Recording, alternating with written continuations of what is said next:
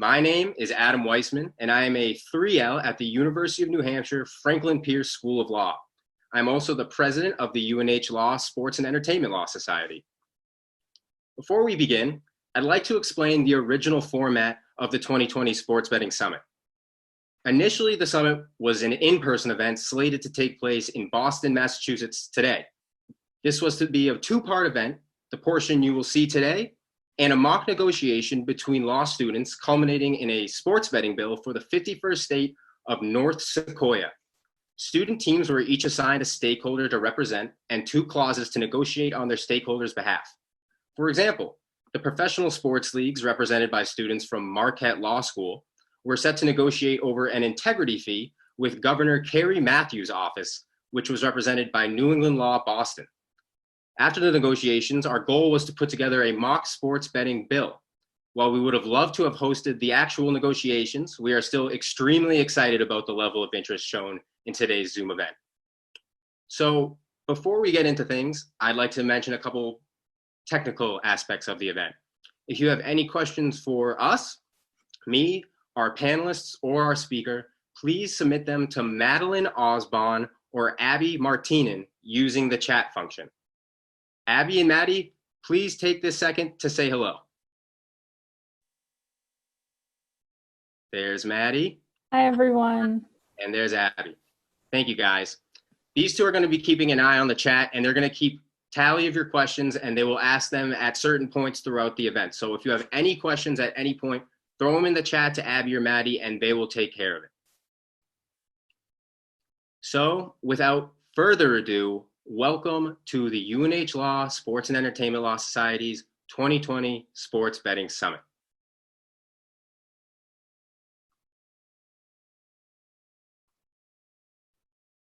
So we have three items on the agenda for today's Sports Betting Summit. First, we have the state of the states. I plan to set the table and introduce some important concepts and ultimately provide a sense of where US sports betting law currently stands. Ideally, the State of the States presentation will prepare you for what follows, including number 2 on our agenda, our panel with Sportradar Vice President of Legal and Regulatory Affairs, Jake Williams, and Draftkings Corporate Legal Counsel, Sean Hickey. This panel will look at sports betting legalization from the point of view of private companies that operate under the sports betting laws being enacted nationwide. Our moderator, UNH Law Professor and Sports Illustrated legal analyst, Michael McCann, we'll ask Jake and Sean about what they've liked and disliked from states so far, and about what they'd like to see from legalization efforts going forward. Finally, we'll be joined by Edward Bedrosian, a partner in the public policy group at Orrick, Herrington Sutcliffe. Ed will provide his unique perspective as the former executive director of the Massachusetts Gaming Commission as he discusses his work and career as a sports betting attorney. We will then shift to a Q&A with Attorney Bedrosian using your questions from the chat.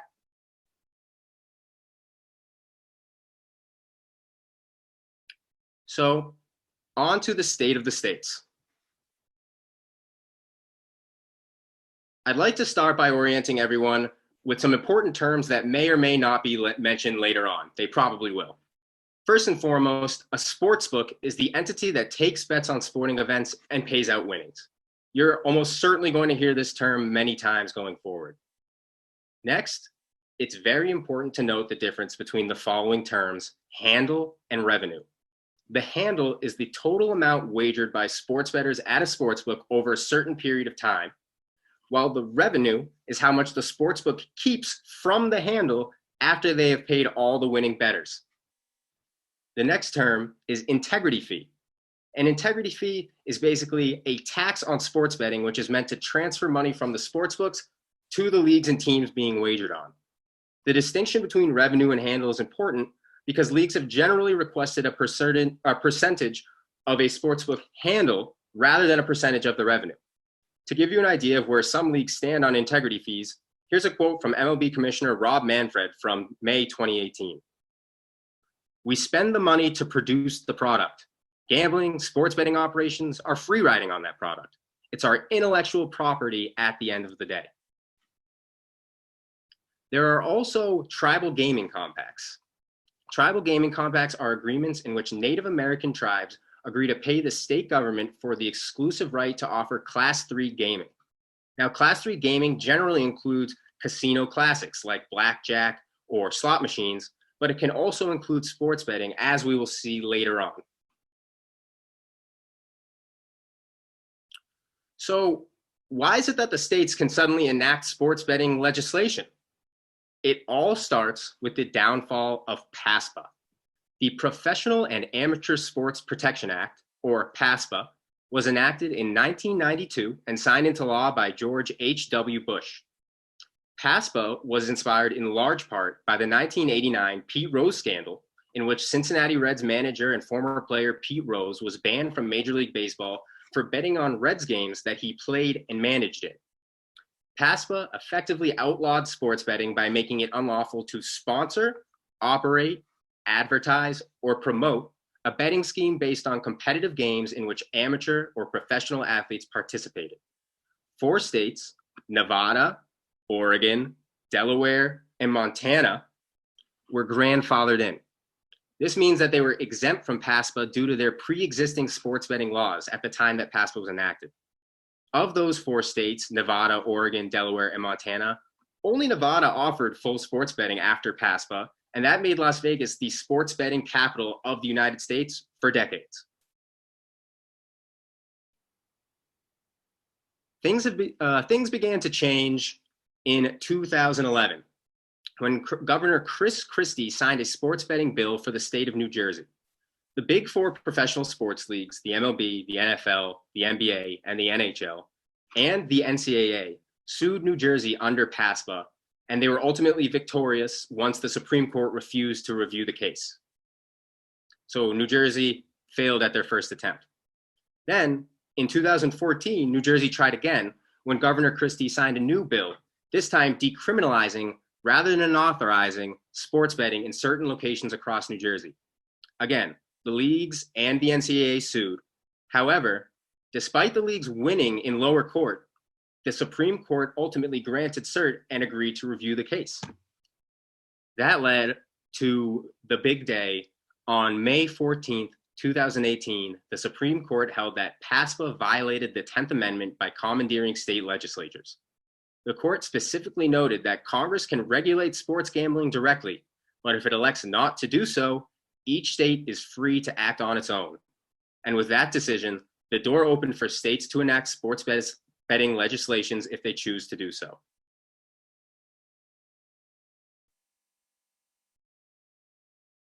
So here you're going to see the big picture.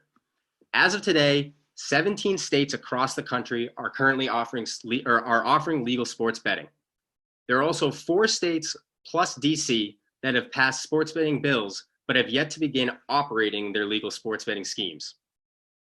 It's also worth noting that the Virginia legislature recently passed a bill that is due to be vetoed or signed into law by Governor Northam by April 11th, so keep that in mind. And for now, I'm just going to give everyone a quick moment to take a look at the map, soak it in, and spot their state. If you don't like what you see, please write to your state representative.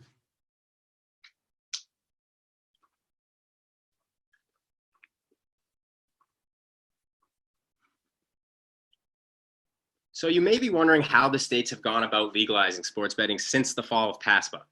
As you can see, the vast majority of states legalize the old-fashioned way. The state legislature writes a bill that is eventually signed into law. New York is unique in that in 2013, it legalized sports betting at its upstate casinos in the event that PASPA was lifted. Also, Washington, D.C. is noted here because while it doesn't have a state legislature, obviously because it's a territory, it passed sports betting through its equivalent city council. States have also legalized sports betting in other ways. As we discussed earlier, 4 states were grandfathered in by PASPA. Delaware was among those states, and this allowed them to be the first state to offer sports betting outside of Nevada almost immediately after PASPA's demise. Other states, like Arkansas and Colorado, have legalized through state referendums. This means that citizens of both states went to the polls and voted in favor of legalizing sports betting. Finally, there's New Mexico. This is where tribal gaming compacts come into play.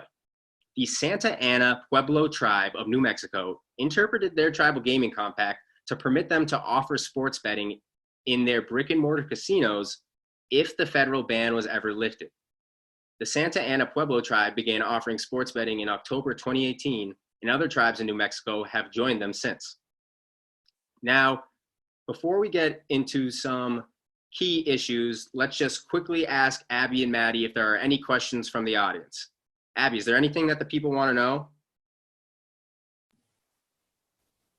Someone asked if a recording would be available, and yes, we are recording this, and we will post it at a place to be determined, but we will let you all know.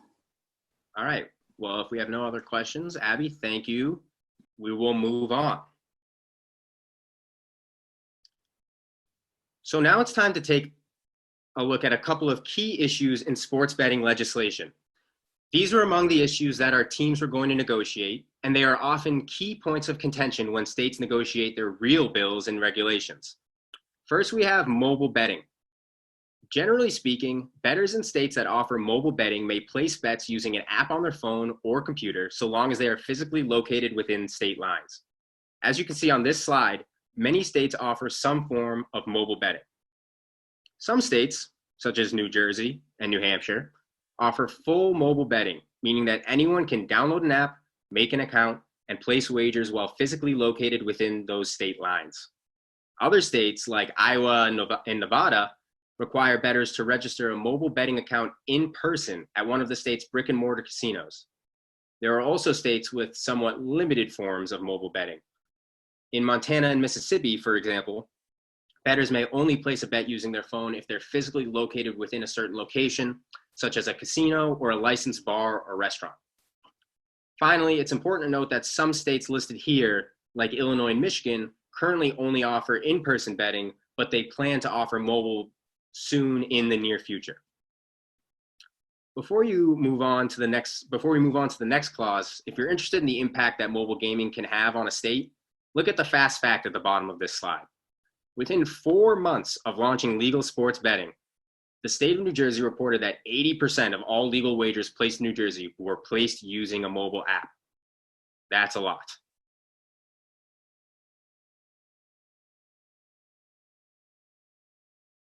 Finally, the last thing that I'm going to cover is official league data. The Tennessee Sports Betting Bill defines official league data as statistics and results related to a sporting event obtained pursuant to an agreement with the relevant governing body of a sport or sports league. So in practicality, this means that a state would have to pay a league like the NBA for their official league data. Leagues argue that in order to uphold the integrity of sports betting, and specifically live in-game sports betting, states should be required to use data and statistics provided directly by the leagues themselves. On one hand, it has been argued that official league data arrives faster and is more reliable. On the other hand, Las Vegas has operated effectively without an official league data mandate, and official league data can be more expensive than other third-party data offerings. As of today, only 4 states require use of some form of official league data, with potential for that number to fall to 3 if Virginia's governor opts to veto their bill. Among the 4 states, all require official league data for in-game live wagers only. So that's the state of the states, and hopefully I've given you enough information that you will be able to fully appreciate what our panelists and speaker discuss.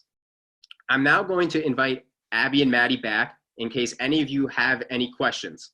So between now and about 10 minutes from now, when our panel is slated to begin, we will get the panel set up and ideally answer any questions that our participants may have. So if you have any questions, please put them into the chat.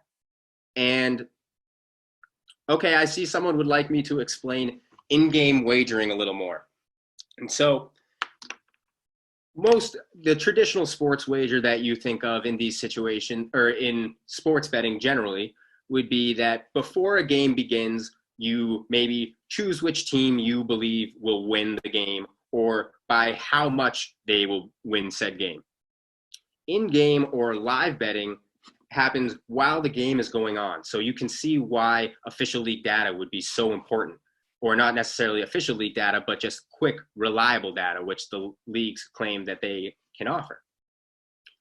in-game betting might be on what do you think the next pitch will be in a baseball game.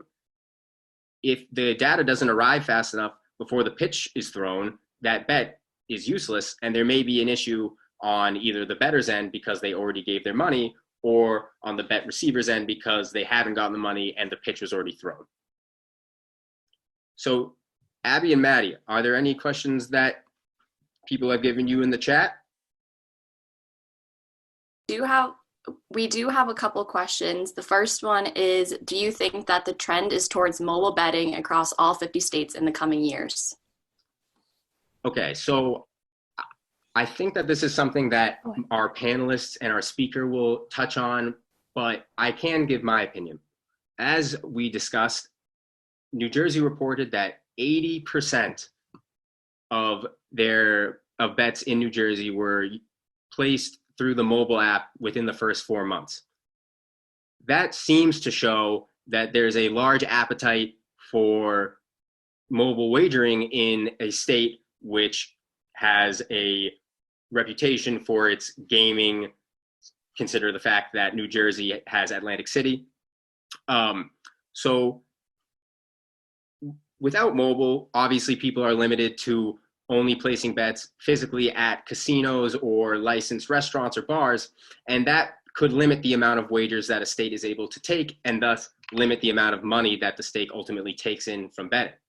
However, there are arguments against mobile betting, specifically if a state has told a tribe, a Native American tribe, that it is the exclusive offer of Class 3 gaming, and it is determined that sports betting falls under Class 3, then the Native American tribe would not want people to be able to do mobile betting, because then people would be less enticed to walk into the brick and mortar casinos.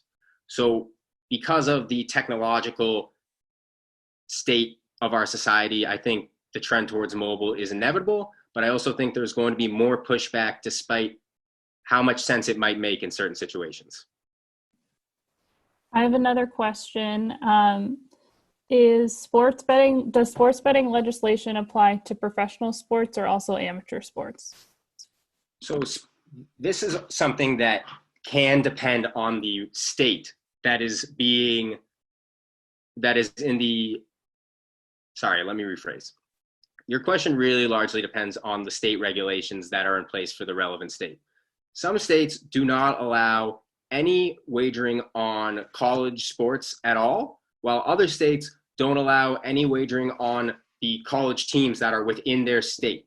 Correct me if I'm wrong, anyone in the chat, but I believe that New Jersey is one of said states where if you are in the state of New Jersey, you may place a bet from wherever with your mobile gaming app, but you may not place a bet on the Rutgers Scarlet Knights or the New Jersey Institute of Technology basketball team. Another question is, some states like New Hampshire are putting gaming under the state lotteries. Others like Pennsylvania are forming gaming commissions. Is there a trend either way? I think this is the perfect question to ask our panelists, so I'm going to defer that. But we have an interesting, and this could have warranted its own slide, in that you have some states, yes, that do it through their lottery commission. Others will largely hand it off to private companies who they award skins that may be a little bit beyond where we're going today. But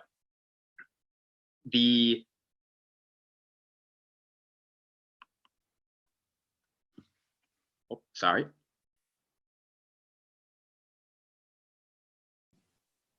Abby, I lost you there. Sorry. Another question? Yeah, I have another question. Do the leagues have any input on if they allow betting, like the MLS, MLB, and NFL? That's, again, I apologize to continue to defer some of these, but leagues generally have a large lobbying presence when it comes to states that have yet to legalize. They can refuse to offer their official league data. They can, and in a state that has an official league data mandate, that would be a pretty big problem. And so, yeah, just small things like that where the leagues are going to do everything they can to make sure that if betting is happening on their sport, they have a say in where the money goes and what the rules are. Last question on my end. Why haven't all states regulated official league data? Excuse me. So I discussed it a little bit earlier where there's precedent that states that have operated, such as Nevada, sports gaming schemes have done so without using official league data. I don't have a strong stance either way, but it has been said that official league data can arrive up to 3 seconds faster than unofficial data. And again, using the baseball example, if someone is being thrown a pitch and you're trying to bet on whether or not it's a ball or a strike, you need that data to come in as quickly as possible. You also, on the back end of that, once your wager has been placed on an in-game bet, such as that pitch, let's say that you said it was going to be a strike. It was a strike, but the unofficial league data going to the sports book, for some reason, registered it as a ball. The argument for official league data is that that would never happen. Whereas with unofficial league data, there's the chance that maybe the data is incorrect. Those are all the questions that we have. If you have any more for Adam or any of the future panelists, feel free to message either Madeline or myself, and we will get those questions asked.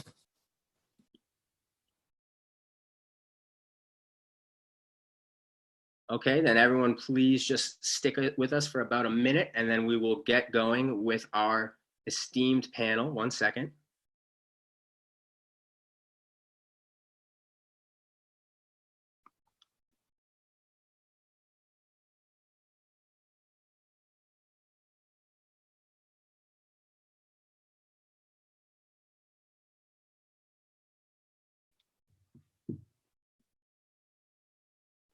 Okay, so now it's time for our panel on private companies and their approach to sports betting legalization in the US.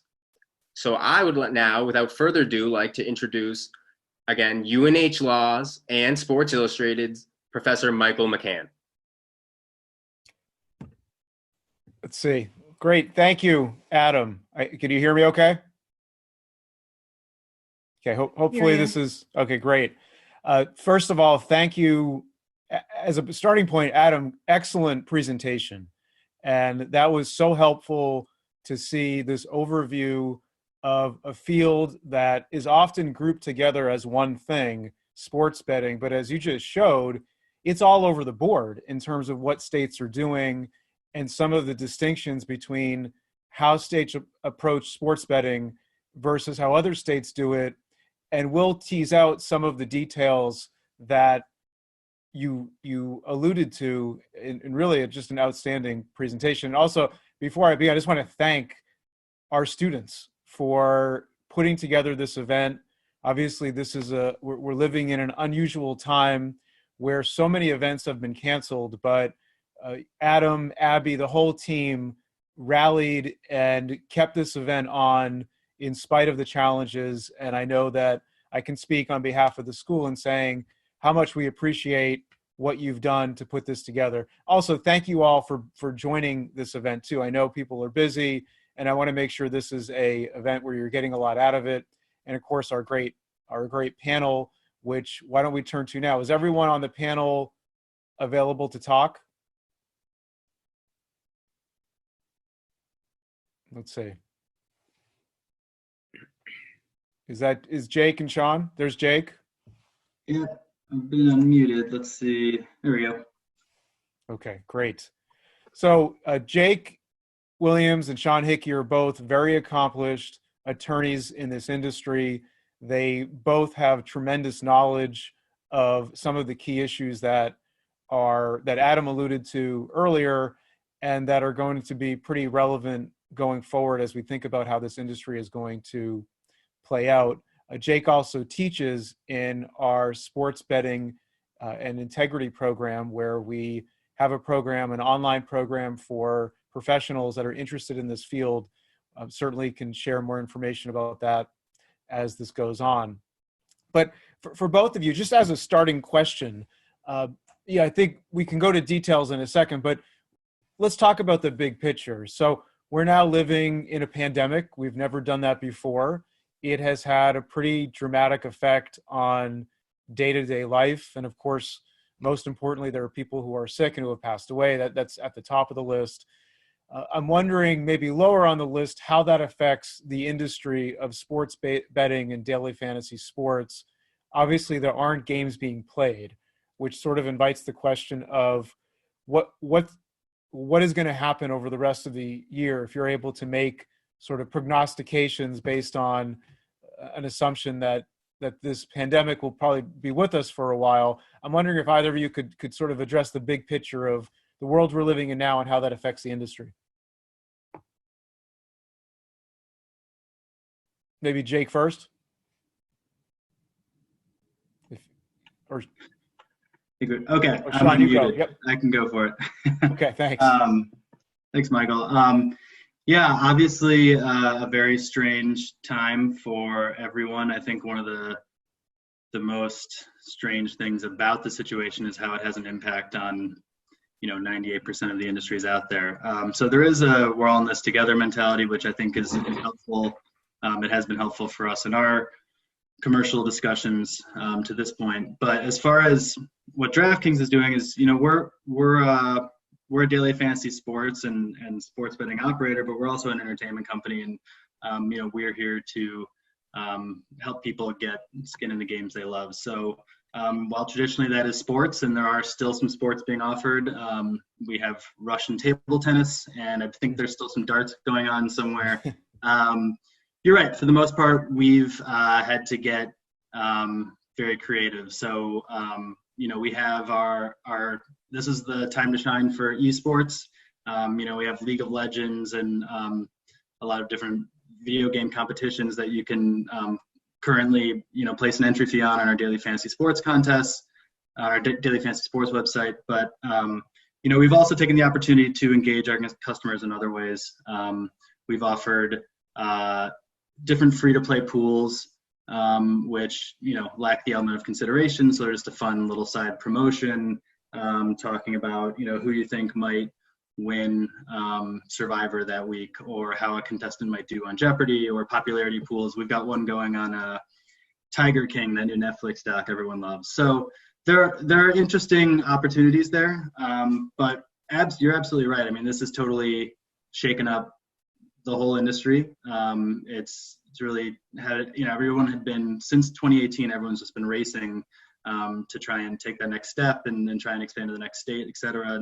And this is giving us a little bit of time to reflect and see, some of the core components, what's the most vital, and trying to focus our energies there. But, I think it's been positive in that we've really seen administrations and states take this seriously. Draftkings employees have been working from home for several weeks now. And the hope is, with that team mentality and this team effort, we can get over this and, hopefully within a few weeks, or hopefully not months, but a couple months, get sporting events up and going again. I think you'll see a lot of the sporting events without spectators. I think the ones you'll see first are probably ones like PGA, NASCAR, stuff like that, where you don't need the physical contact, that could be started a little more safely. But I think the important part now is that everyone have that collaborative effort and try and get over this hurdle so that we don't delay this longer than anyone needs to. This is hurting a lot of different people in a lot of different ways. So it's been encouraging to see some of that team mentality, not only across our industry, but across the economy as a whole. Thanks, Sean. Yeah, I think just echoing what Sean said, it's a unique, strange, bizarre time in many respects, and I think certainly on the industry side as well. Outside of the US, we have other games like virtual sports betting, for example, that are continuing as normal, and esports, among others. But here in the US, it's very different. I think Adam touched on earlier what's being offered on the esports side. It may not be able to be offered in a lot of these states. And extrapolating out, we're talking about different table tennis tournaments that we wouldn't previously have spoken about, and then talking about expanding the offerings in some US states to have some content available for those sports bettors out there that are interested at this time. So it is bizarre, and it'll probably continue for a little bit longer now. But as Sean said, it really allows us, I think, now to collectively take a breath. It's been a pretty wild ride since even before May 2018.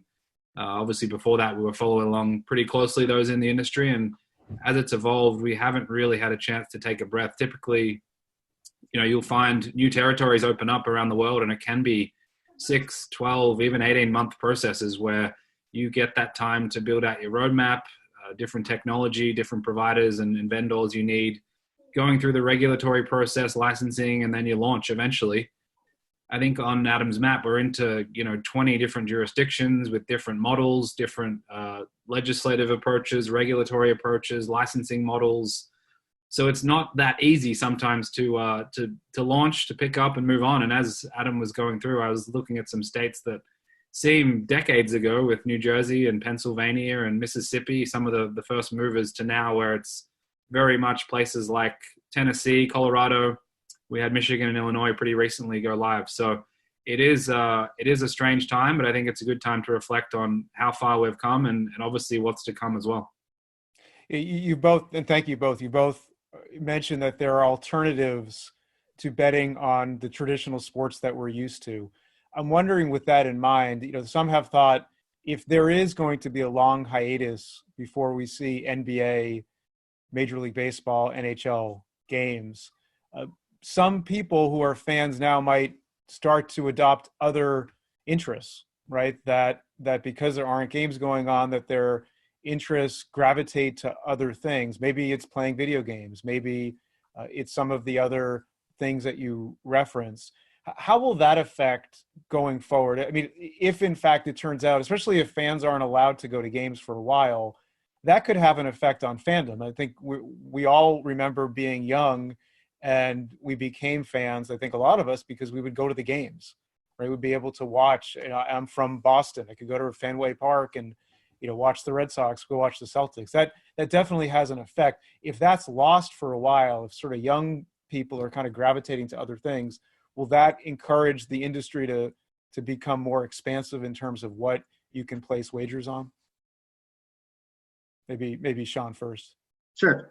Well, I think you've hit something here. I mean, we are absolutely seeing an explosion in our daily fantasy sports, esports business. And we're offering contest prizes in amounts that we never thought we'd be able to before, just because the interest wasn't there before. And now there is an interest, and we're seeing these smaller ecosystems pop up, new websites offering advice on different strategies and stuff like that. So, we look at it.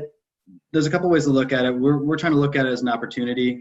We're always looking to get a football fan interested in maybe playing some baseball or checking out the other sports and opportunities we have on our site as well. So while this is a little strong, it has benefited in a way to expose some of our other products to people that might be interested out there. But, as far as like game attendance and stuff, I know people talk about, the price of an NFL ticket being just so outlandish now, and $50 parking and, concessions being through the roof. And I think that's a longer, more concerning trend.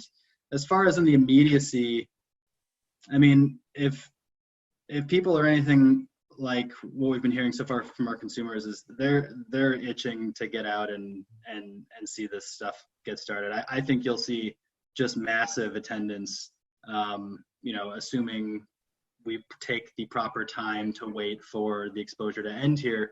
But once we get the green light, and it's a clear green light, I think you're going to see some really full stadiums, because people are tired of being cooped up. I mean, at least I am. I've got 2 young kids and there's no daycare.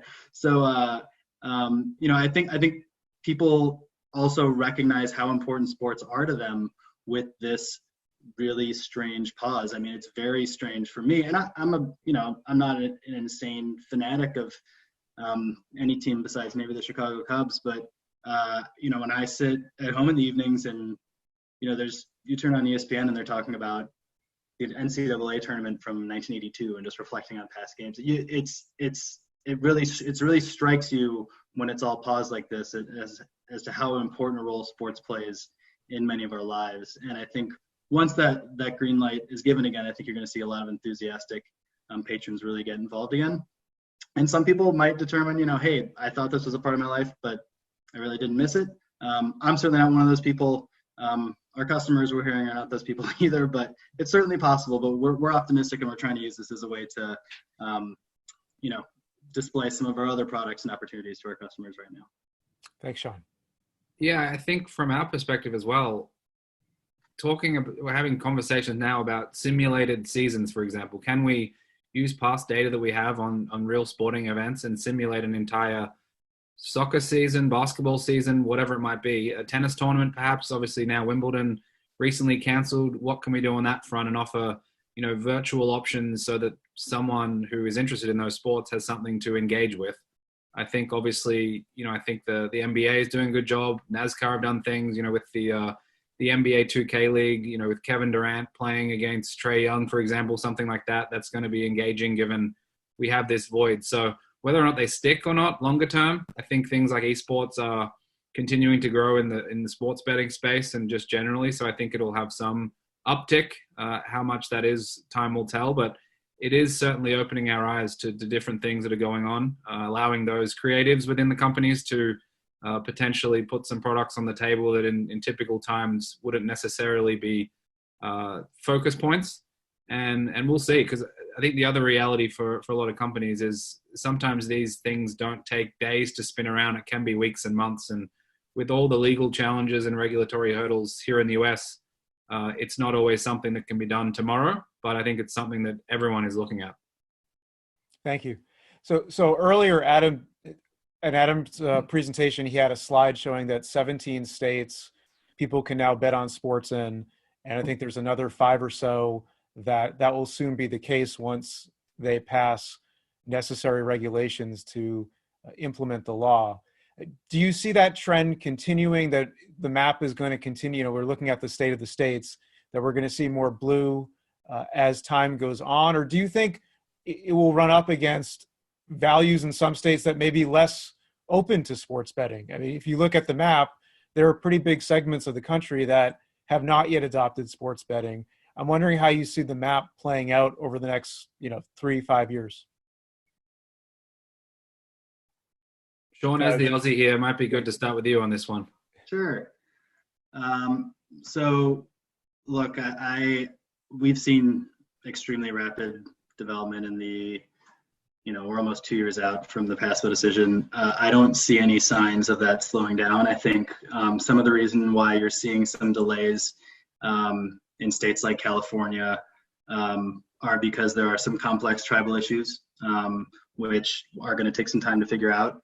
But, I think given that the states have the opportunity to collect such a broad, they can enforce some pretty high tax rates on stuff like this. And I think a lot of states are really motivated and driven by that. And for those states that already offer a lottery, which I believe is every single state except for Utah, there's a lot of parallels there. They already have some comfort level with a form of gambling in their state. And it's hard, a lot of times it's hard to say no to an increased tax revenue. And, every state should defer to their population and how they feel about it. But I certainly think that, you're going to continue to see a culture shift with this opening up and the realization that a lot of this is still occurring on the black market with your Bovadas and your offshore operators. And the only difference is your consumers aren't protected and you're losing out on that tax revenue. And so to be able to bring it to the forefront, bring it out in the light, make sure you're working with a domestic operator such as my company Draftkings, and make sure that we'll make sure we're in full compliance with every law under the sun, I think is going to afford the citizens of those states a lot more protections than they might be if they leave them unprotected and with a company like those offshore ones where you're often hearing about large winning bets just disappearing, or they're only collecting 10% of it, and customer service numbers going unanswered. That's something that DraftKings would never stand for, and we pride ourselves in our customer service, and we're here to give you a fair and compliant platform. So short answer is yes, I think you'll continue to see expand. There are some nuances and some difficulties based on individual state laws and different state travel setups, but I certainly for the next couple of years continue to see this growing.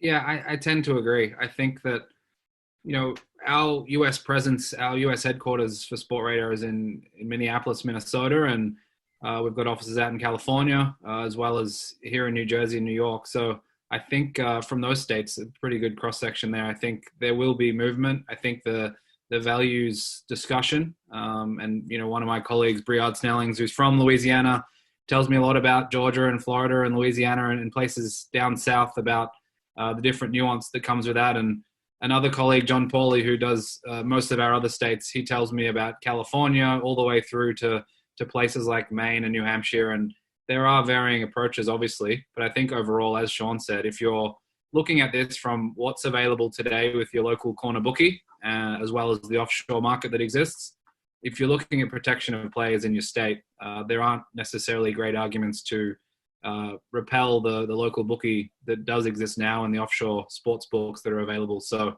I think those things, coupled with the integrity aspect, you can clearly monitor the games far better if it's within the regulated market, not just companies like Sportradar, but there's many others out there. And obviously operators like DraftKings and FanDuel and the rest you've heard about are able to provide information to the regulators or to the sports leagues or whoever it might be, so that any of these issues can be properly addressed. And I think that's got to be at the forefront of the minds of even legislators in states that may not typically want to pass sports betting bills.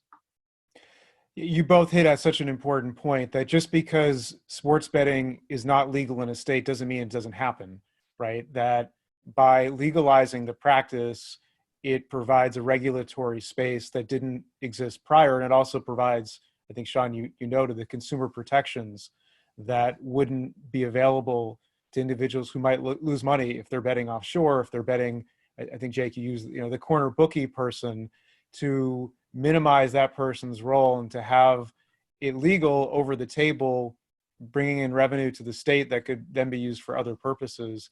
That's a pretty compelling argument. I do have a question about when we're looking at the map. I look at it now and I see a lot of states in the South that haven't yet legalized it. Is there any concern that when you get Louisiana, Alabama, Georgia, that there would be a heavy push on betting on college sports? And, some have thought you're probably not going to bribe an NBA player to throw a game, but because they're already making a lot of money. But college athletes, of course, can't make money.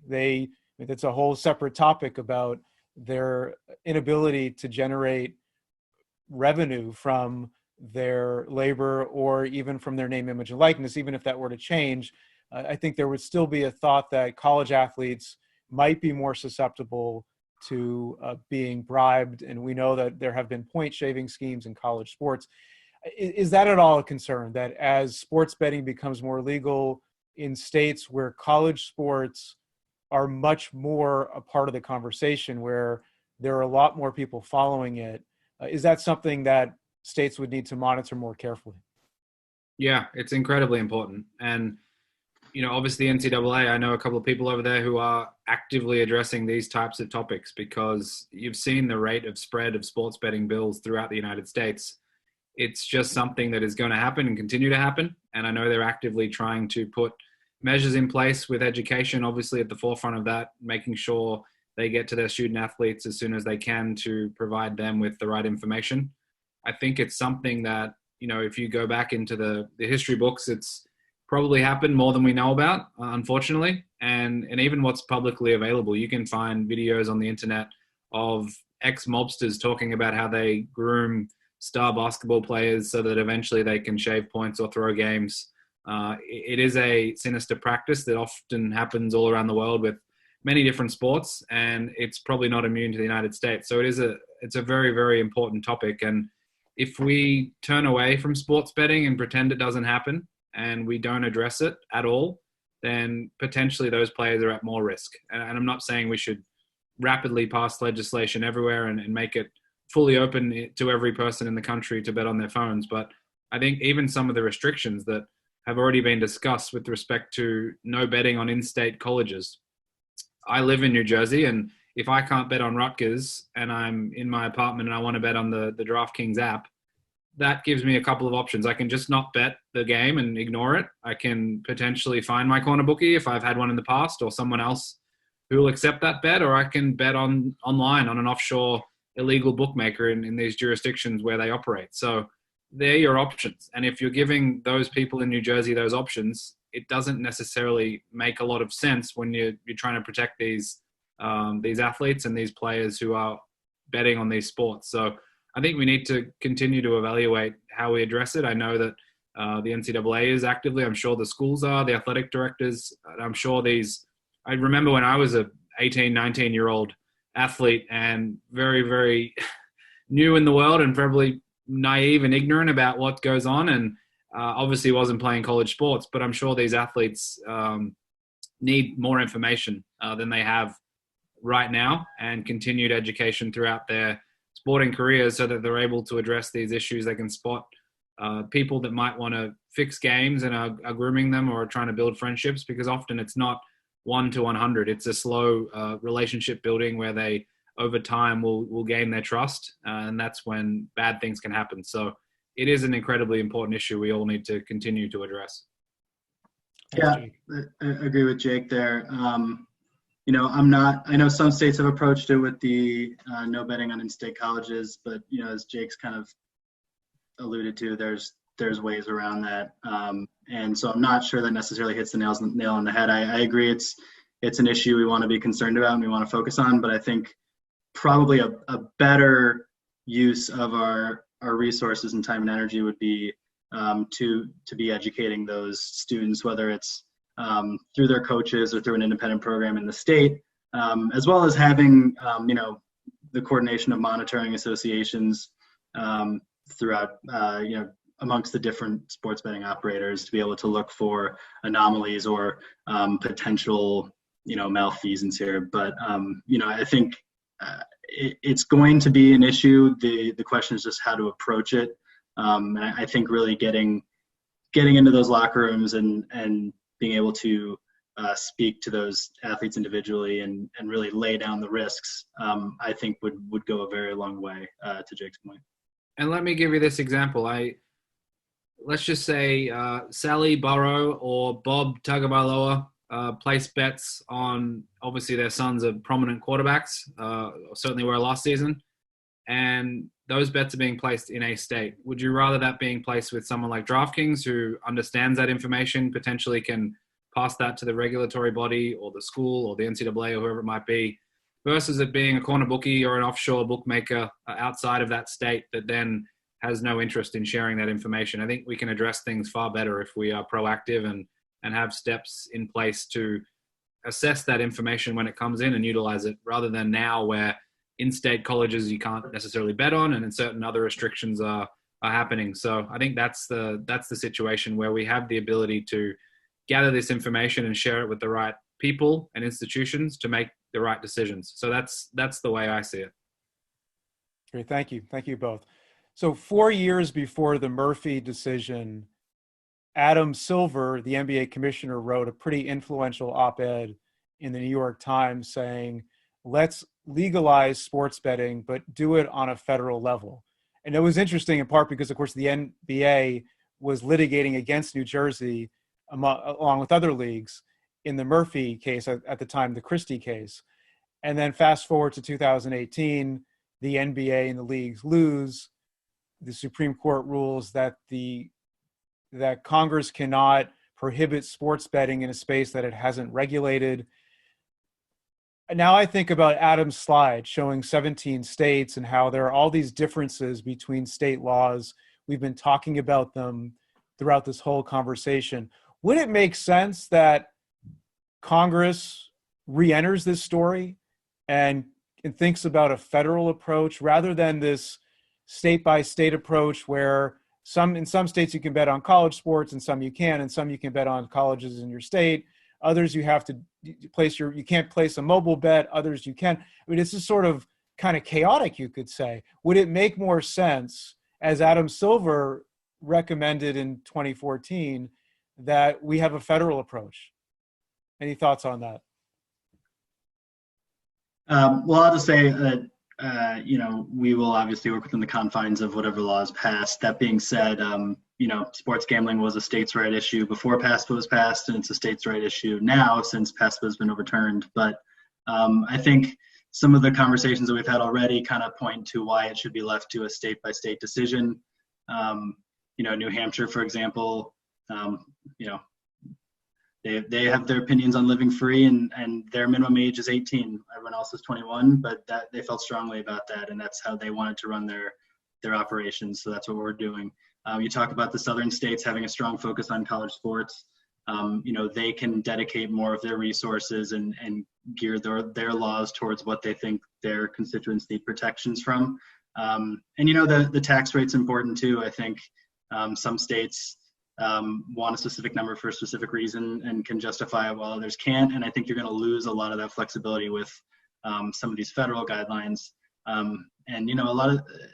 Anytime you're taking power away from the states, I'm sure members of the MGC have their opinions as well. But I think the system works well because it does. States have their own decisions to make on this. This is not a decision to be taken lightly. But like I said, we would obviously work within whatever confines are brought to us. In theory, it would be fabulous if we got the right piece of legislation passed at a federal level. It would solve many, many, many legal and regulatory hurdles that may exist today. But I think just exactly what Sean was saying and what Adam touched on, just the variance across states seemingly would make it impossible to find any type of solution that would work across the board. So I think the patchwork of states that we have today and the states deciding what's best for them, it may be the best option, just given how complicated it's become with the different models, the different approaches. And, I'm sure there's other more qualified lawyers out there to put their opinion on this one. But I think just in reality, it would be an insurmountable task to be able to gather all the relevant information, put it all together to cover 20 plus states right now, and then obviously more to come. So it just seems like an almighty challenge that in reality may not be possible. Okay, thank you both. So earlier there was a question about whether or not there's a preference for having a state that legalizes sports betting, run it through a lottery like in New Hampshire, or run it through a state gaming commission. Is that a significant difference from the perspective of both of you, or is that more of a distinction without a difference, that it depends on how those entities are structured? I'm wondering if there's any, what's the significance of that in terms of operations, if at all? Well, I think it depends on, it depends on how the lottery is going to set it up. We were fortunate enough to submit the most competitive bid in New Hampshire. And now we're the exclusive operator in New Hampshire for sports betting. Other states, I believe Kansas, it operates through the lottery, but it won't be exclusive. There'll be other partners, other parties can operate there as well. So all on behalf of the lottery. I think what are the devil's in the details on that one. I think we are generally in favor of states that offer the right consumer protections, but with a open market concept, not needlessly limiting the available licenses to something that's going to artificially constrain prices and cause different economic issues there. I think either one is workable, but there's definitely, I think, like I said, the devil's in the details as to how it's implemented. That's my general thought on that. Yeah, not much from my perspective. Generally, it's the same for us, and echo what Sean just mentioned. Now, moving on to the question of data. So there was discussion earlier on by Adam about data questions in terms of the integrity of data. Obviously, there's a line of thinking that says, how can anyone own data? That data consists of numbers, some of which is publicly available. How do you both approach the question of exclusivity to data in terms of league ownership of it?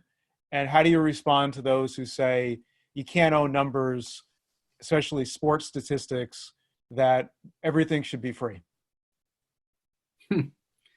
Well, I think our hand is kind of shown at Sportradar. We've invested a lot in league data, official league data, as Adam articulated earlier. I think from our perspective, and one thing that's often lost is every sporting event that exists doesn't have official league data. And if you go back a number of years, very rarely would you find a league that has official league data. It's NCAA is a very good example. There's no official NCAA betting data. There's no official data coming through from Ohio State, Michigan, Alabama, and LSU games. It just doesn't exist. So the vast majority of data is open source data, as we call it, which is collected by data companies, processed, quality controlled, and then passed along to clients for their use within a sports betting operations perspective. So it's very new in terms of a debate. Often it's never even raised. Certainly around the world, it's never really been a topic anywhere. I think, one of the fast facts that Adam had was that it's quicker. I think generally, if you got a consultant to look at two separate data feeds, one was official and one was a third-party open source data feed, there are advantages that the official league data has. That said, it generally, the final score is the final score, and an assist or a strike is an assist or a strike. So the differences when it comes to speed and accuracy and reliability, there may be differences that come within each feed. It depends by sport. But overall, it's a little bit strange to us that it's such a big discussion point. And, obviously you can't own the data. I know coming from Australia and spending time in Europe and obviously being in the US for a number of years now, the principles are largely the same across jurisdictions and territories. And in the UK with the database right, you can own essentially the database, which is the architecture around the data inside the database. But the data itself, that raw data, there is no protection on that. And I think with, what we often do at Sportradar with the new colleagues in the legal team is take a look at NBA Motorola and Morrison PGA and all those cases here in the US. And it's a very similar story as it is elsewhere. So it is funny that it's causing such a ruckus among the discussion, but generally we leave it up to the states. We don't necessarily have a strong preference. What they want to do, it's completely up to them. There are many sports where there is no official data, like NCAA I mentioned, and there are that have it.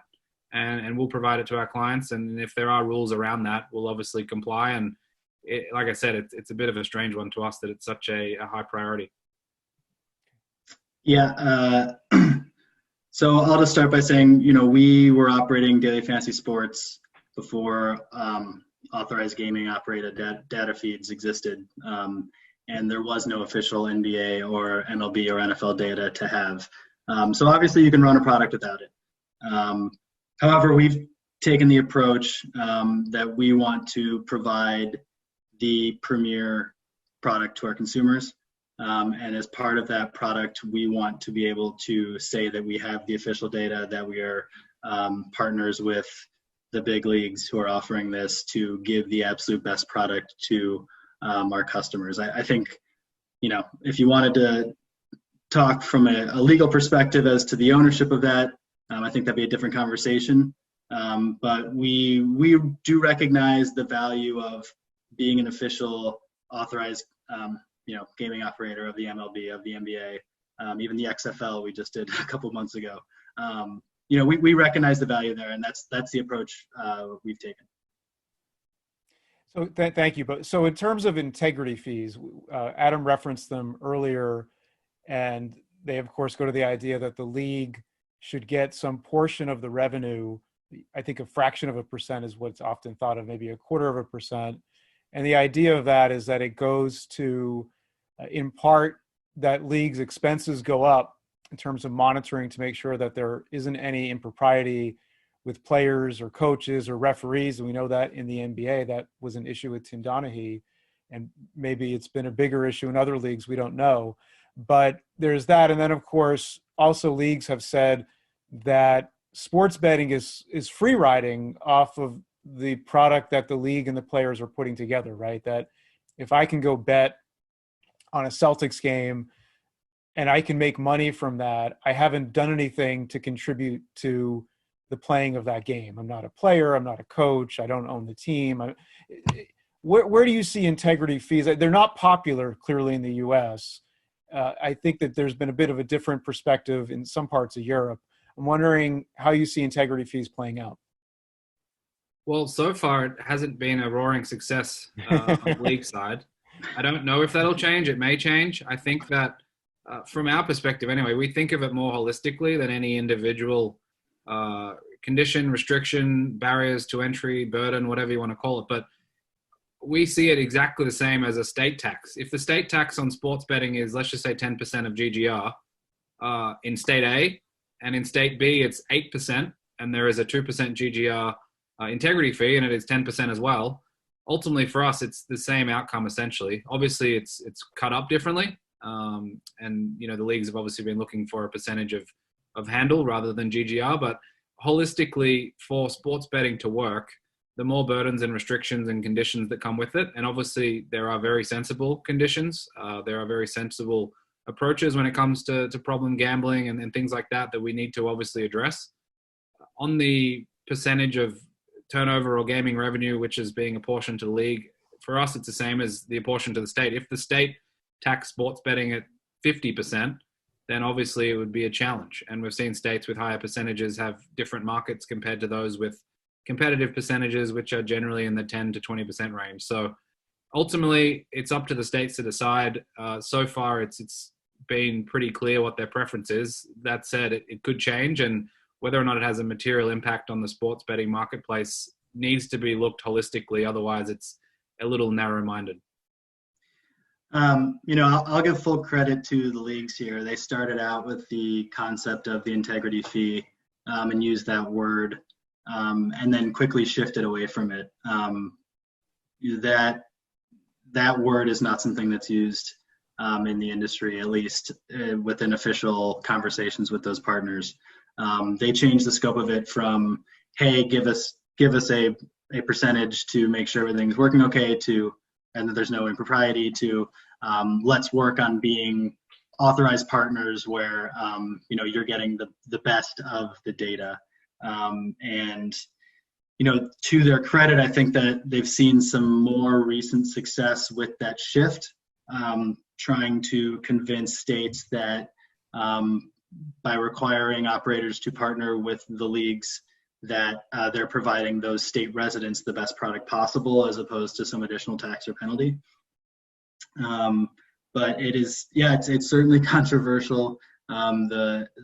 Just getting down to the nitty gritty of, should a company be able to commercially benefit from, what might be construed as a newsworthy event or facts. The Boston Globe writes articles every day about facts. Should they be able to profit over a speech Trump made or some, car accident? I mean, facts are in the public domain, and there's, just because that facts are used for a commercial purpose does not mean that it's stealing necessarily. But like I said, there are other approaches and advantages to the integrity fee or authorized gaming operator concept. Thank you. So earlier I said college players would seem more vulnerable to being bribed to either fix a game or shave points, something along those lines. Could it happen in pro sports? Josh Shaw, an NFL player, was suspended for an issue involving gambling. Is this a concern that maybe the leagues have to be more mindful of? It's not getting a lot of attention that the players themselves could be influenced. But we know, as I mentioned, Tim Donaghy, Pete Rose, Adam talked about earlier, there have been instances of it occurring. And if it's legal across the states or in many states, are we going to see more of it, do you think? Or is this just, if they were doing it, they had a legal option, so whether it's legal or not is really irrelevant? I hope not. I think there's a unique aspect to the US, which I'll get to in a minute, but we've seen internationally that even, top tier players can succumb to attempts to fix games by criminals and illegal. So I don't think it's immune to everyone. It'd be very, very unusual and unlikely that LeBron James or or Tom Brady would succumb, just given the amount of money they're paid and different aspects that come with the fame and fortune of being a sports star. But here in the US, with college sports, you don't have any pretty much at all, and if you do, it's nothing like the other. And I think from a match fixer's perspective, looking at the US, they're not going to be looking at trying to convince an NBA player or a baseball player necessarily, because they have the option of the college sports level. And college sports betting is enormous globally, and it's a viable option for match fixers to look at. And like you said, we've seen probably more examples into the future. So I think it's a unique place here where we have that college aspect that is so valuable for matches to look at, that I think that makes it more unlikely that they will target the higher leagues. But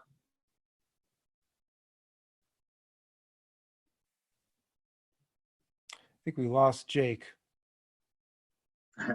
Well, I'll Jump in, Sean. Yeah. I'll say I agree with what he said before he got cut off. This is something that Draftkings has taken seriously for since its inception. We have policies against players playing on both our daily fantasy sports and sports betting sites.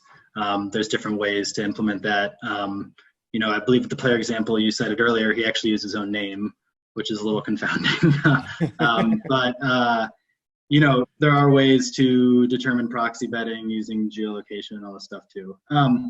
That being said, there's always going to be holes. There's always going to be gaps. I think, again, education and the unified efforts of not only the state gaming commissions and the lotteries, but also the leagues themselves and the operators to just have all eyes out there for potential impropriety is, of the utmost importance.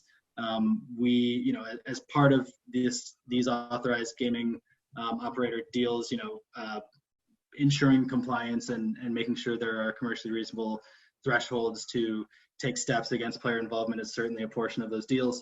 And it's something that we welcome. We want this to be a space that's full of integrity and that, that consumers can trust in placing their money. So we will take every step with the leagues and the gaming commissions to that end. There will always be people who will try to circumvent it, right? But there's certainly ways, especially with the technologies we have now, to uncover those and to make sure that we're blocking, the vast majority of it. Thanks, Sean. Jake, you got cut off. I want to make sure you have a chance to complete your thought. I think I'm back now. I'll just close with this on that topic. The chance of a high-level professional player playing poker for fun and it rapidly gets out of control and they have an issue with that where even at their salary they can't necessarily make it go away, and the poker organizer or the whatever group they're in say, well, just make sure your team loses this game or lose by this much or don't win by too much or do this in the first half, the first quarter is obviously possible and unlikely and hopefully not something we see anytime soon or at all, but it's not impossible. I think it's something we still need to be vigilant about. So do you both see esports as the part of the industry that has the most room for growth? I just read that video game sales are way up because of the quarantine, that people are just it's already a very popular industry, but it seems as if its growth is exponential. There are, this isn't, I remember as a kid, I grew up in the 80s, with Atari and Nintendo. It's obviously totally different now. And people my age are playing games, and presumably they're going to keep playing them as they get older and older, that the sort of the population of video game players is going to be all ages. Is this something that both of you are viewing as sort of area for growth, including for your companies? Yeah, I mean, like I spoke to earlier, we're already seeing explosion in just the past 3 weeks. Video games are also, I mean, they're like you alluded to, compared to, I was Nintendo 64 in the 90s, and nowadays you look at the screen and you can't tell if it's a real football game or not. And actually, to that point, we just over the course of the past week started running free-to-play Madden simulations where the Bears will play the Lions. It's two computers playing each other, and you can actually watch the feed on our website. And we actually have some of our DraftKings commentators commenting on the game as it unfolds between two computers playing. So the technology is absolutely getting there.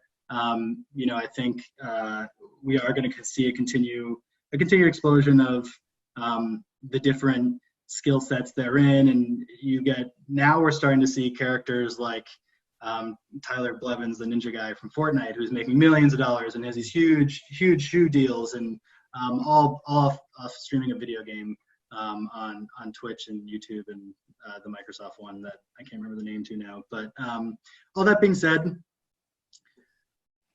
I think you'll continue to see people love and be driven to American sports. I think something that will always continue to, and European sports across the globe, is the fact that it's an absolute meritocracy. The best of the best get out there, and you were just watching pure athleticism, and you might be able to watch the television and see a politician and say, oh, I could do that, that guy's a buffoon. But it's hard to see DeAndre Hopkins go up and do a one-handed touchdown grab and say, oh yeah, I could do that. It's really quite awe-inspiring to see some of the stuff that goes on there. And I don't think video games will ever be able to take that away from the physical action of a sports game. Thank you. I'm bullish on esports. I think from a betting proposition perspective, it'll continue to grow and it'll continue to evolve. And obviously in the US, the approach has been to either to block it from a legislative perspective or even a regulatory perspective. So I think the mindset will have to change, and it might take another 5 to 10 years before that happens. But I do think, if we sit here in 20 years and do this same talk, we'll probably be talking about esports generally as the 3rd, 4th, 5th, maybe 6th top betting option here in the US. So I think some today would say it's probably outside the top 10, and they'd be right. But I think as we go here, we'll see it jump into the top 5 in the next 10 years or so. Great. Thank you both. I really appreciate both of your really thoughtful and detailed answers. I'm now going to turn it back to Adam, who I believe is going to either ask some questions or refer them from Abby and Maddie. So actually, we are now at 4:15 just about. So we are going to now transition over to Ed Bedrosian. We're going to introduce him. He's going to give a little bit of a talk for about 10 minutes, 15 minutes. And then once Ed is done, we're going to bring Jake and Sean back in and answer all the questions that you guys have sent to us. So thank you. Without further ado, please welcome current partner at Orrick and former executive director of the Mass Gaming Commission, Edward Bedrosian. Good afternoon. Adam, can you hear me just so I know I'm on? I can. All right. Slide might help me do my presentation, so I appreciate that. First of all, Adam, Catherine, Abby, and Madeline from UNH, thank you. You guys have done a fantastic job pivoting this from a in-person to virtual panel. Professor McCann, thank you. And my fellow panelists, Jake and Sean, hopefully we can answer some questions later. So first, the lawyer disclaimer. These are my own thoughts, don't represent any of my clients' views. So just with that disclaimer, I think it's a little hard to have this discussion without acknowledging, our current circumstances, where we are now with this incredible virus. And I do think it has an impact on the future of sports betting, and I'll explain that as we get along. So let me just give you some of my thoughts, how sports betting got here. And Adam, great presentation on the state of the states. And I've been sort of taking some notes on comments from other people that hopefully I can help fill in. And what the future is for sports betting. And I'll give it to you from 2 different perspectives. First, as my former role as the executive commissioner of the Massachusetts Gaming Commission, and my involvement in the legalization of gaming in Massachusetts, because I do think there's an analogy to the future of sports betting. And then second, as my role now as an attorney representing companies with gaming regulators. And at the end, I think a robust question session would be great. So, as Adam said, I'm currently a partner at a law firm called Orrick, Herrington Sutcliffe. I am based out of Boston, but it's a national firm. And our public policy group has a national practice of representing companies like Sean's company, Draftkings, and some of the leagues in getting gaming legislation passed in the states. And Adam, if we could go back to that, the map would be great. Thank you.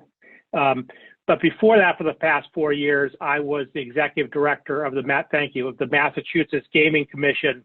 And that's where I really learned the gaming industry. But before that, actually, as a young prosecutor is where I first learned about sports betting. In the early 2000s, I was in charge of an organized crime unit, and I worked with the Massachusetts State Police Organized Crime Unit, and we did some investigations on organized crime that really revolved around bookies. And this was in the early 2000s. There wasn't text, there wasn't social media. It was mainly phones. I was a prosecutor working with state troopers, and we were listening in on bookies' phones. And that's how I learned the terms like VIG, layoff, over, under. And I also learned that bookies got quite concerned when the Patriots won every game and covered the spread. So that was an interesting time for me. But I think there was a question early on about, and Jake explained it pretty well, the difference in sports betting from what people outside of sports betting might think about it and people who are currently active in sports betting. I think some folks think about it's about the outcome of the game and whether someone covers a spread. And I'm sure Sean could probably tell us statistics. Proposition bets, I think they're called, which is in-game betting or in tournament betting, is really a majority of the sports betting. It's engaging, it's fun, it's usually, maybe Sean can give you the figures on this too later on, it's pretty low wager amounts on things. And I'll give you an example. I was in New Hampshire probably a month or two ago on a Sunday, and Draftkings is the provider of New Hampshire, as Sean said. And I go log in, and I forget what golf tournament it was. It was Sunday morning, and I was able to place a bet on whether anyone in the top 10 would finish in the top 5. I think I bet $1 or $2, and one of the persons I bet on won, and I got $5. Well, that was a really exciting event for me, and didn't depend upon the outcome of the actual tournament, but did depend upon the outcome of that particular person. So let me give you some sense of the background of when Massachusetts legalized gaming and why they did it, and why I think that's relevant to sports betting. Massachusetts legalized gaming in 2010 and 11. There was a debate in our legislature about legalizing gaming, and it was coming out of the recession of 2008 and 9. The state was in a place where it needed revenue, needed economic development, and also legislators were keenly aware that Massachusetts residents were spending a lot of their gaming money in Connecticut at the Foxwoods and Mohegan Sun casinos, and they made a decision in 2011 that it was in the state's interest to recapture that money and the economic development. I tell you that because I do think, unfortunately, it may be relevant as new states, and you look at that map, think about the legalization of sports betting. I heard Professor talk about maybe some of the issues in the South about moral concerns, and I will say, for those states that have lotteries, is there? I don't know how much difference there is. Would they rethink sports betting down the road, depending upon the impact of our current circumstances? That's I'd say to be seen. So my experience as being the executive director of the Mass Gaming Commission taught me the gaming industry in general. And I would say before this, the gaming industry, when I say that, I'm talking about generally the casino industry, has recognized that their future, and again, as I say, this was before our current circumstances, really in part might depend upon their expansion to a mobile device. And in part, I will point out a couple of months ago, Penn Gaming, who is a big regional gaming company who has a property in Massachusetts, announced not acquisition, but a partnership with Barstool Sports. And Jay Snowden, the CEO of Penn, and I say this because he said it publicly, said that they recognize that the new generation of gamers may be younger people who play on their mobile devices. So I'm not surprised to see the expansion of sports betting in that sense. I'd also like to say just a little bit of a shout out. I see a lot of my former colleagues from the Mass Gaming Commission are watching this.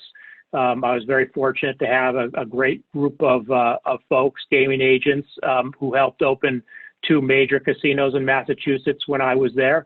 And they're stellar people and a great team, and good to see them. And they're always interested in the next thing. So good for them. So if you look at that map, and I think Professor asked some questions, and Sean and Jake talked about the future, that is in less than 2 years for that map to be as populated as it is with entities that have accepted sports betting is it's pretty incredible. And I do think it goes to what the future holds. I don't know if you could find any other map like that when states got an option to do something, that they actually move that quickly. And I think Sean pointed out, look, there are some very populous states that I'm sure mobile operators and other folks like Sportradar are very interested in. Obviously, California, Florida, Texas, and some, as Sean said, some of those states have either tribal or constitutional issues with their state constitution about what they can do. So they may have a longer runway, but I know there's a lot of interest. But let me just describe really quickly the process to legalization, because I don't think it can be underscored about what it takes to actually legalize gaming in the state and go from actually a state debating the option in a legislature to someone actually betting on it on a device. So I make the analogy that the legalization of gaming, you can think about it as building a house. And the legislature, their role is to set the foundation of the house and maybe decide how big the house is going to be, how it'll be framed, how many bathrooms they might have. Excuse me. And they might give guidance in such areas as, how many licenses there might be for sports betting, whether there will be mobile licenses, whether the mobile licenses have to be connected to a brick and mortar casino or not, or it can be done on their own. Maybe usually the tax rate. But there's the previous speakers had talked about, there's variations among the states and how specific the framing of the house will be. Then it is, once the house is framed, it's up to the regulator. And there was a question about the difference between lotteries and gaming commissions. In my experience, the regulator, the authority, whether it's a lottery or a gaming commission, really depends upon whether the state, before passing a sports betting, might have had an existing gaming commission. They might have already had casinos there. If they did, most of the time I have seen the gaming commission take sports betting. If they didn't, and they did have a lottery, which most states do, the lotteries have taken responsibility. So I think that has been the difference. But in either case, whether it's the lottery or the gaming commission, it's now the finishing the house, the rules that apply to sports betting, the nuances of who might get licenses, a competitive process, rules about the operation of sports betting, the types of bets that will be accepted, how they're going to manage responsible gaming, how they're going to deal with what they call prohibited persons, people from leagues, referees. All that is left to the regulatory authority. So that process of building a house can be, particularly, I don't want to say long, but it can be different in each state. And I think, Jake sort of talked about the difference from state to states that can be challenging for an outside company coming in. So it's not like once they deal with one regulator, they know the game plan. Each regulator can be slightly different with different time frames. But that process, I can't underscore enough that it's not just the legalization by the legislature. It is then the implementation, the building of the house by the regulator that fills in the backside of the process to get to actual sports betting. And in fact, that's where my practice at Orrick fits in. We have a group of attorneys, and I think there was a question about whether the leagues have representation as sports betting is enacted. And in fact, there are a group of attorneys at my office who represent some of the leagues and some of the mobile operators, including Sean's company, in getting sports betting bills passed with legislatures. And then it is my role and the attorneys who work with me to represent those companies as they're working with the regulators in the regulatory process.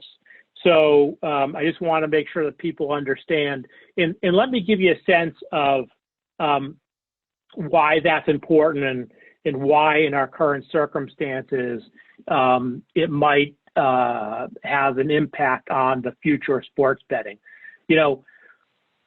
Once we get out of our current circumstances, and I forget whether it was Sean or Jake talked about, maybe there's a phased resurgence of sports, and whether it is golf or race cars in some fashion where you don't have to have that type of closeness. That could be a situation in which unfortunately, due to the economic impact of what's currently happening, states are more receptive, and states that on this map that might not have been receptive or might have taken a wait and see approach are much more receptive to the introduction of sports betting because of the revenue. So I think once we get out there, but having said that, then I talked about this sort of deliberate regulatory process that is in place. We could be in a situation in which states are very anxious for revenue and would want to push that regulatory process along. And there are some states you could do that, and I think there are some states where the process is really baked in. and I want to give you a couple examples maybe of both ends of the spectrum. Michigan has passed both sports betting and iGaming, and I think they're almost up they are up, according to the map, on sports betting. Their iGaming process, which could be another webinar for the crew, is much more deliberate and can take a full year to get up and running, even after the law was passed, just in the regulatory process. On the flip side, I'd point to Colorado, who is due to come online May 1st. They have worked incredibly fast. They had a referendum I believe it was in November. It got passed. The gaming division out there started their rulemaking process in mid-December.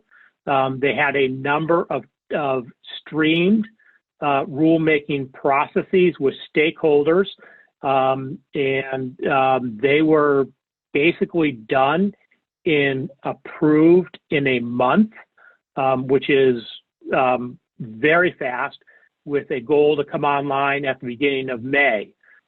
Now, obviously, with sports the way it is, that may not play out, but their rulemaking process, it does go to show in a jurisdiction, if the rules allow, you can be a lot faster. And it may be that when states are thinking about this in the future, that deliberateness may give way to a little more speed. So I took some notes also during the previous presentations. I want to try and address some of the issues that were raised. So in terms of the concern about integrity and individual players being bribed or something like that, that in fact, I think gaming regulators are concerned about a bunch of things. One is they don't want anyone underage playing or betting. Second, obviously, is the integrity of the event. For a traditional regular like I was, we cared about all the games at the casino, whether they're slot games or table games. Now in this sort of sports betting environment, they care about the event. Third is a lot of regulators, New Jersey and Pennsylvania, who are the front runners in this area, care about responsible gaming and making sure that people don't get over their heads in this area. So a lot of those thoughts, and a lot of the operators like Draftkings and FanDuel and ever work cooperatively with regulators on that. But the thing about think about mobile sports betting is it's unique to the extent that the amount of data you get about a bettor or can have about a bettor in the way they have to register, in the way the companies, whether it's a mobile operator, can have what they call a KYC, know your customer, by checking out the last four of her social security number, addresses, or something like that, is very robust. And on integrity issues, a lot of laws and or rules by the gaming commissions make sure that operators are reporting to an independent integrity monitor and working with them. And that is an organization, there are a couple of them, who are able to take information from different sources, whether it's leagues or operators, and see if there's suspicious activity happening in a particular event. The way data analytics work these days, if there was and we'll use the Russian ping pong matches, which I guess are live, still going now. If for some reason someone came in and bet $1 million on a particular side of a Russian ping pong match, and it's someone who's never bet before, and it's certainly someone who's never bet $1 million, and there's never been $1 million bet on a Russian ping pong match. That's a pretty big red flag that something is going on. So there is a big concern about integrity, and the regulators take it seriously. And I know that's a big concern of the lawmakers when they make it. And let's see, before I end, I would say there was talk about esports, the future of mobile and potentially esports. I don't know of, and someone might be able to correct me. There may be a state or two who have accepted esports. I think New Jersey may accept some. And New Jersey, as I said, being the state that challenged PASPA is the forerunner in this. I think there are other states that would consider it if they thought it was legislatively allowed. But I do think, as Jake said, that's in the future. So I also think that iGaming, which is mobile gaming on your device, which looks like you're in a casino, is also there. There are some states that have that, but that's also in the future. And if I have to be honest, the speed of iGaming may be impacted, by our current circumstances and whether states are in need of revenue in the future. So that's been probably too long that I've been going on for about, I guess, 25 minutes. So I apologize for going over, but I am open to questions. Thank you very much, Ed. Now, Sells is going to set it up so that we can see Jake and Sean and Professor McCann again. And then for the remainder of the event, for the remainder of the summit, we are going to ask some of the questions that you have sent us in the chat. If you have any new questions, please send them to Maddie Osborne or Abigail Martinen through the chat. And with that, let's open it back up to some questions. Abby and Maddie. Yep, so we have the first question. Integrity and compliance are obviously important in a growing industry. Are there any sources of liability that are of particular concern, such as with app privacy?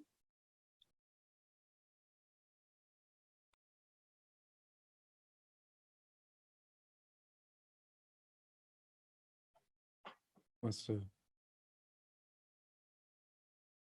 anyone want to field that question? I can jump in on our end. We obviously collect a lot of data, given we are a data company, but some of the strands for the future, Ed touched on some of the items we spoke about earlier and extrapolated on them with esports, but we are not only working in the sports betting space, but sports media as well. And there's obviously a lot of intersection there now. You're obviously seeing media companies working together with sports betting companies.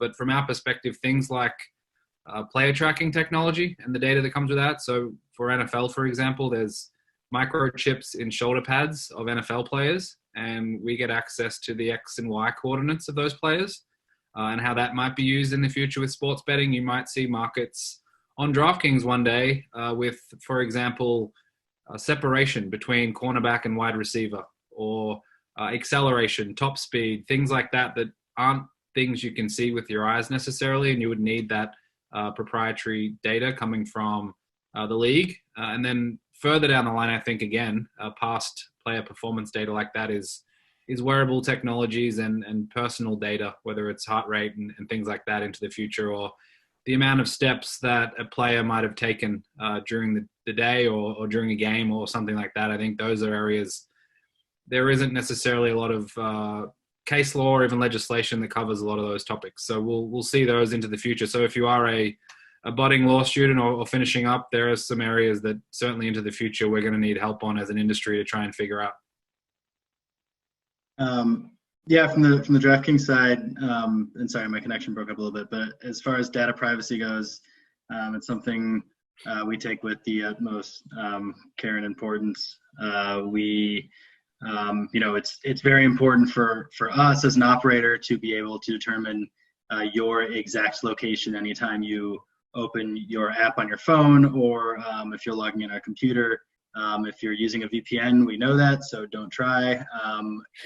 It's all, we do collect a lot of very important data, and we have an entire info security team at Draftkings that is devoted to making sure that we are in compliance with all our applicable laws, both from a policy and a technological standpoint. Because it's 2020, data is king, and there's with the CCPA coming out on us, it's more important than ever to make sure that we know exactly where our data is, who's processing it, and what the obligations of those parties are. So I would certainly agree. There's lots of opportunity in the data sector as tech companies as a whole grow, but certainly within this industry as well. I have a question. How are stadium owners and team owners going to bring in-game sports wagering to the in-stadium spectators, if they are? Yes, there's a unique opportunity there, right? It's going to depend on state law. Some states are specifically giving licenses to team owners, and you're going to have the ability to place an in-game wager in theory while sitting on the sideline watching it unfold in front of you. I think it's just another way to get fans engaged. I think a lot of people think about sports betting benefiting the teams and leagues by getting more viewer numbers on the television, but it can also keep people in the stadium longer. If it's one of those rainy days where they might consider staying at home, they go to just be able to have that additional fan experience. So I think it's a cool component. Again, you want to make sure that you're taking the proper consumer protections and making sure that, because you're now bringing it in the stadium, that you are also affording those protections to the teams and players, making sure they're knowledgeable, making sure everything's being overseen properly. But it is an interesting component, and we're excited for what it may afford our product line with partners down the line. And it is already happening. My wife is a lifelong Jets fan, season ticket holder, and often she'll take me to a Jets game, albeit for me not as exciting as some other teams, but she'll often place a bet during the game or even before the game on the first touchdown scorer or just after halftime, with her app while sitting in her seat at the stadium. So obviously in places like New Jersey, organically that's possible. And I think once that becomes more prevalent, I think the attitude towards in-stadium having, casino-style lounges or sports betting bars or DFS corners of the room where you can engage in that type of discussion or even place bets on terminals, for example, I think we're going to get there relatively soon. And the fact that it happens now, or it can happen now, is obviously a pointing in that direction.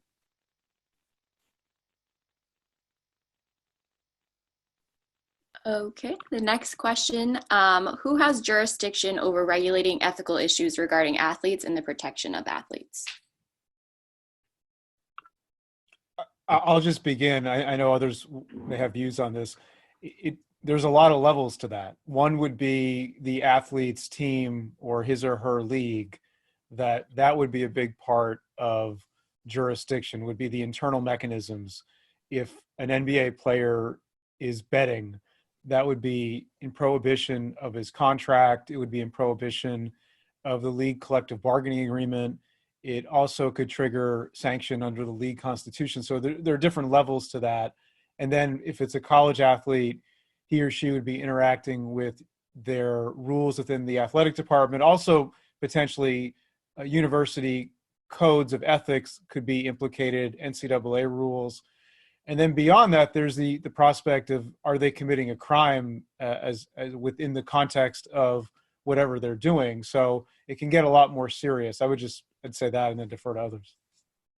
Yeah, I'll jump in here a little. The other aspect is regulators have, at least with the regulatory authority, required leagues to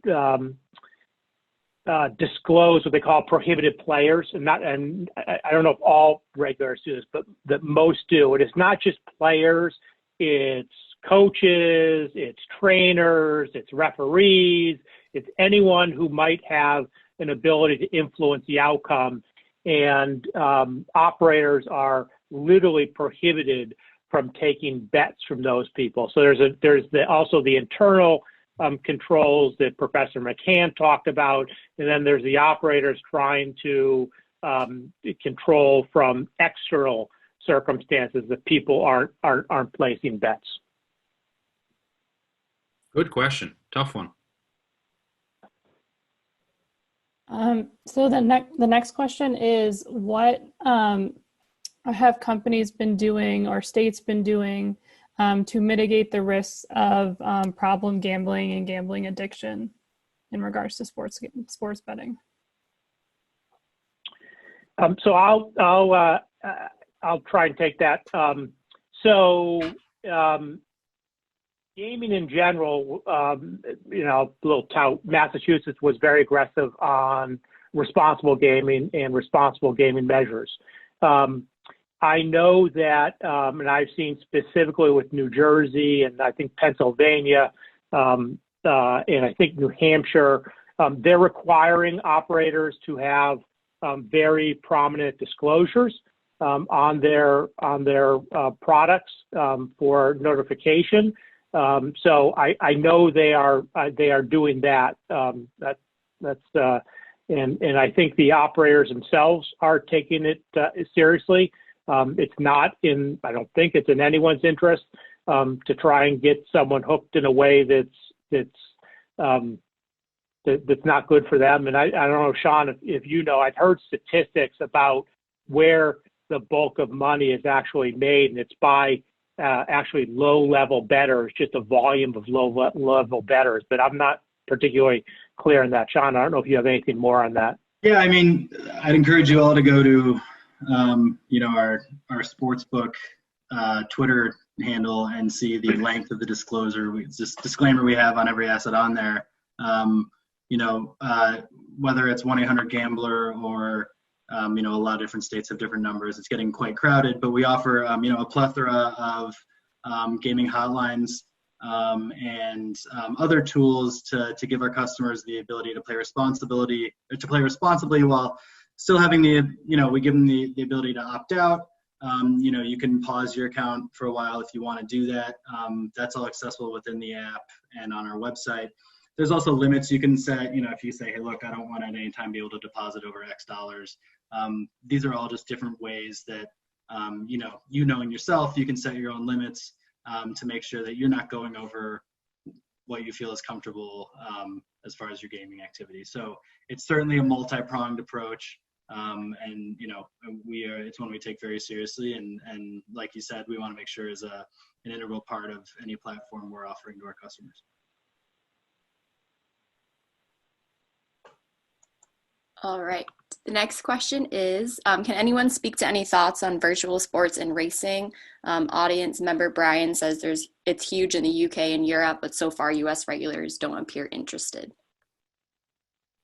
It is. It's growing up in Australia, I saw it there, and I know they're doing some events now around virtual racing in the UK to try and fill in the gap and the void, but random number generator events here will probably be covered by iGaming, and having access to the hardware and software in the state here in the US seems likely. So that'll be a bit of a hurdle for those basically replicating the same technology in every US state that has iGaming offerings. So I think it'll come, if not already, in terms of being able to be offered and then actually being offered.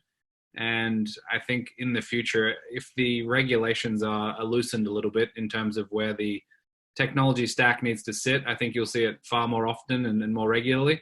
But I think right now it's probably second or third priority behind sports betting.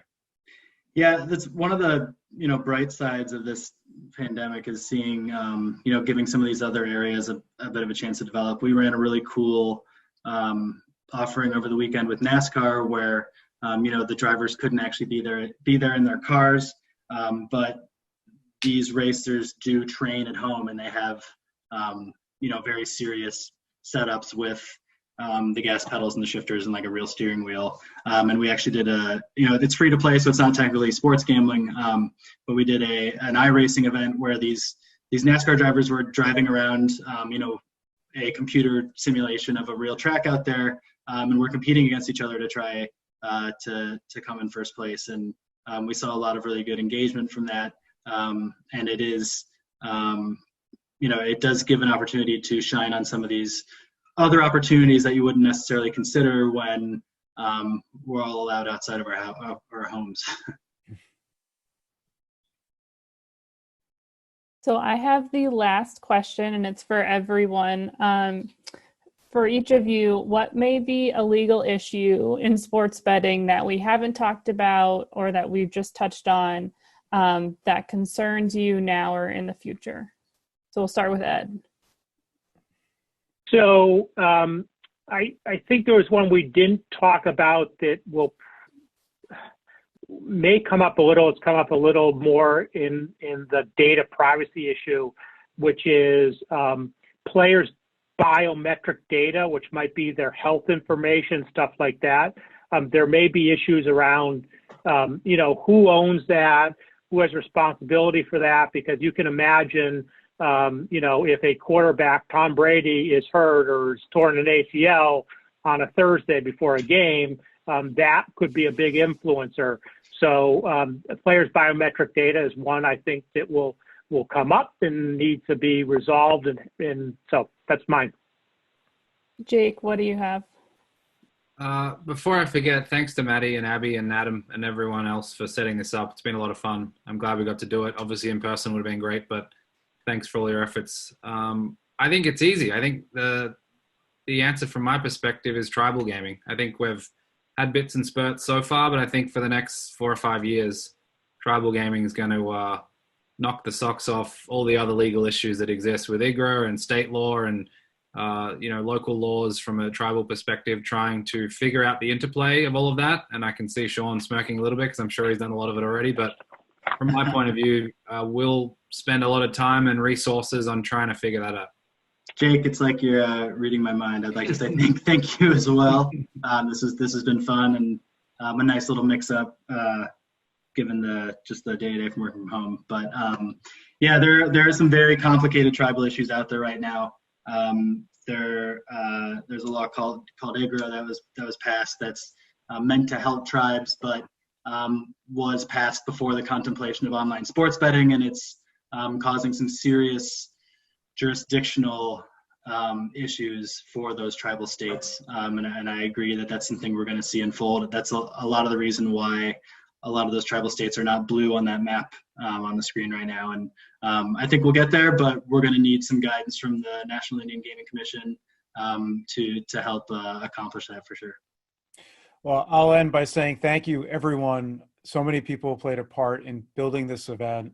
I know I always want to flag Adam Weisman for coming up with this whole idea. This was his concept, and he saw it through. And even though there was a pandemic, it still happened. I think that's pretty incredible. So great work by all involved, and for everyone participating on the panels and just the audience.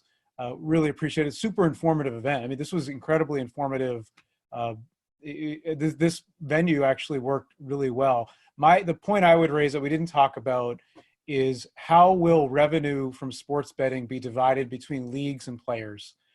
That owners and players are constantly in a struggle over who gets what part of the revenue that's generated by a league.